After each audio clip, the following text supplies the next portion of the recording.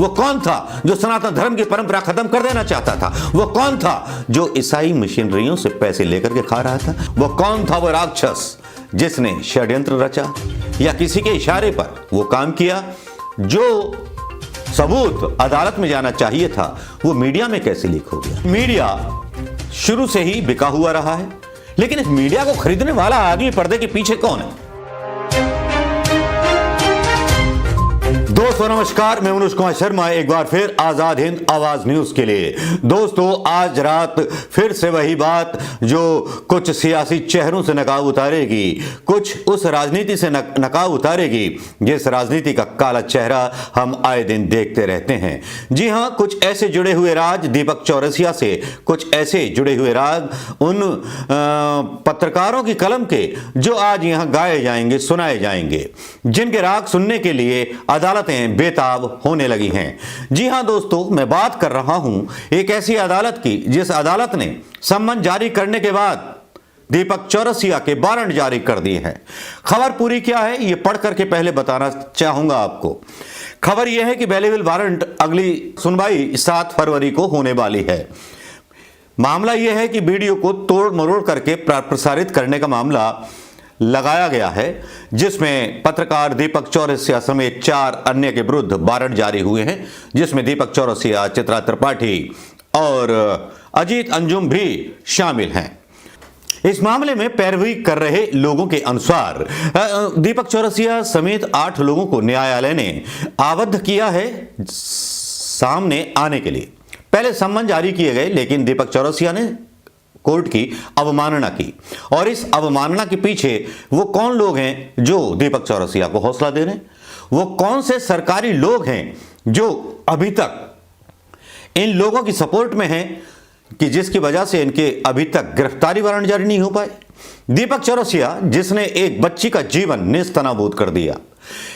दीपक चौरसिया एक ऐसे पत्रकार जिन्होंने एक नाबालिग का झूठा वीडियो आसाराम बापू को इस्तेमाल करके चलाया।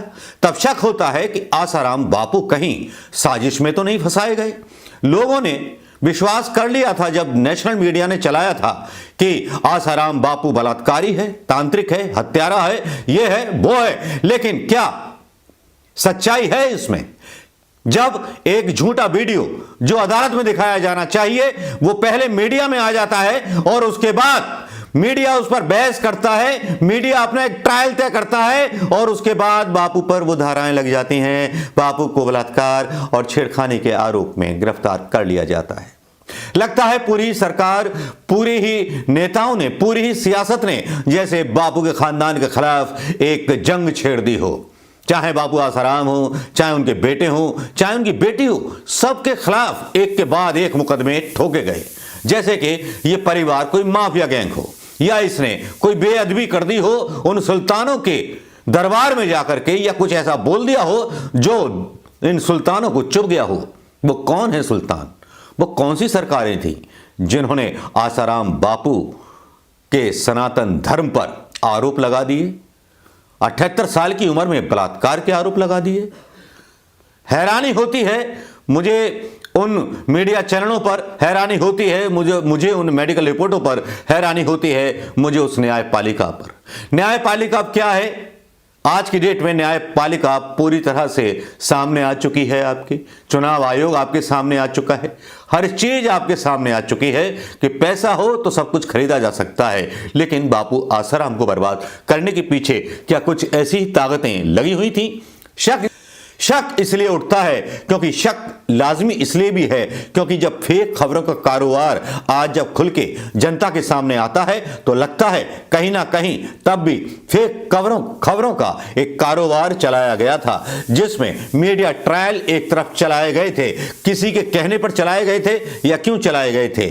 मैं बात कर रहा था दीपक चौरसिया पर जो वारंट या जारी हुआ है और जिसके लिए पुलिस अब इनको गिरफ्तार करके या पुलिस इनको लेकर के अदालत में मीलॉट के सामने लेकर के आएगी, जिसमें दीपक चौरसिया हैं, अजीत अंजुम हैं। जन जागरण मंच के अध्यक्ष हरिशंकर ने बताया कि पॉक्सो के तहत दर्ज एक मामले में पुलिस द्वारा पेश आरोप पत्र पर बीते गत 14 दिसंबर को न्यायालय ने संज्ञान देकर दीपक चौरसिया सहित 8 लोगों को न्यायालय ने सम्मन जारी किए थे, जिस पर पुलिस के द्वारा दीपक चौरसिया सहित अन्य 5 ने सम्मन प्राप्त किया था। परंतु सम्मन प्राप्त करने के बावजूद उन आरोपियों ने न्यायालय के समक्ष पेश होना उचित नहीं समझा, जिस पर न्यायालय ने कड़ा रुख अपनाते हुए आदेश की अवमानना को लेकर इन सभी आरोपियों के विरुद्ध वारंट जारी किए हैं तथा जिन 3 आरोपियों को पुलिस सम्मन रिसीव नहीं करा पाई उन्हें न्यायालय ने पुनः सम्मन जारी किए हैं। पीड़िता को न्याय दिलाने के प्रयास में जुटी संस्था के अध्यक्ष हरिशंकर कुमार का कहना है यह मामला 2013 का है।